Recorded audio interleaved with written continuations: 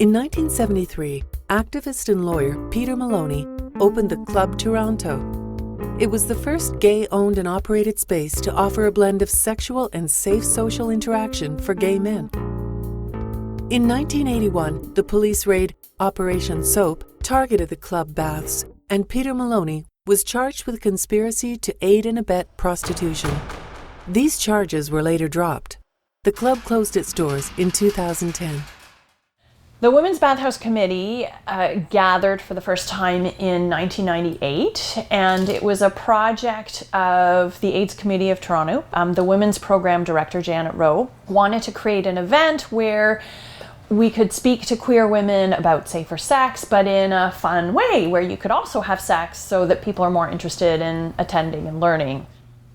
We had a bit of a challenge finding an event space because the men's bathhouses at the time, there was a lot of vicious competition between them and they didn't want to lose business. And Club Toronto decided to take a chance on us. The night of the bathhouse where we had a raid, the place was full. It was just before 1 o'clock in the morning and everybody was having a great time, and all of a sudden 5 men show up in their regular attire saying that they are police officers and they want to inspect the premises.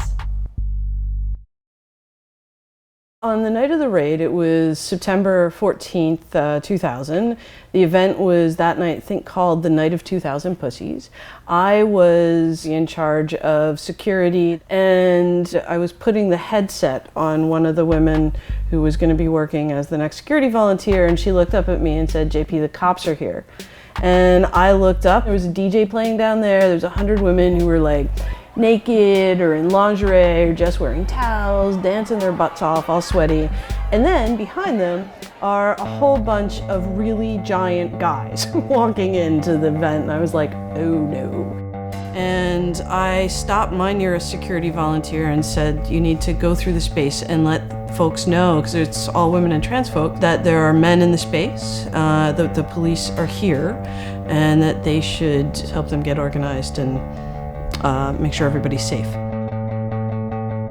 From the night of the raid on September 14th, the charges weren't laid until the end of October. It was October 28th. Now, they announced those charges by putting a fluorescent, it was pink or orange, sign on the front of my community mailbox in the building where I lived. So I found out I was charged at the same time all my neighbors did. And that was really disconcerting. It was very hard during that time.